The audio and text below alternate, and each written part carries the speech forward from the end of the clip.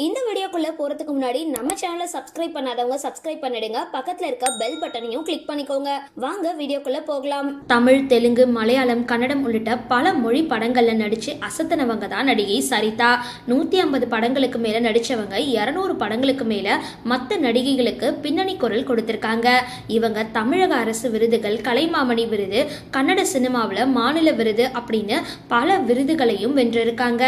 அவள் அப்படிதான், பொண்ணுக்கு ஊரு புதுசு, சக்காலத்தி, நூல்வேலி, சுஜாதா அப்படின்னு பல படங்கள்ல சரிதாவுக்கு வெற்றியை கொடுத்திருக்கு. தொடர்ந்து படங்கள் நடிச்சிட்டு இருந்தவங்க 1988க்கு அப்புறம் சினிமா பக்கம் வரல.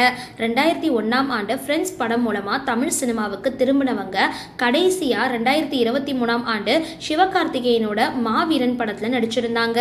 பல மொழி சினிமாவில் படங்கள் நடிச்சு பிரபலமான சரிதாவோட தங்கை யார் தெரியுமா? அவங்க வேறு யாரும் கிடையாது, நடிகை விஜய் சந்திரசேகர் தான். ரஜினியோட தில்லு முள்ளு படம் மூலமா தமிழ்ல அறிமுகமானவங்க ஏராளமான படங்கள்ல நடிச்சு அசத்தியிருக்காங்க. சரி, இந்த வீடியோ பத்தின உங்களோட கருத்துக்களை கீழே கமெண்ட் பாக்ஸ்ல போஸ்ட் பண்ணுங்க. வீடியோ பிடிச்சிருந்தா லைக் பண்ணுங்க, ஷேர் பண்ணுங்க. மறக்காம டிபி காபி சேனலை சப்ஸ்கிரைப் பண்ணுங்க.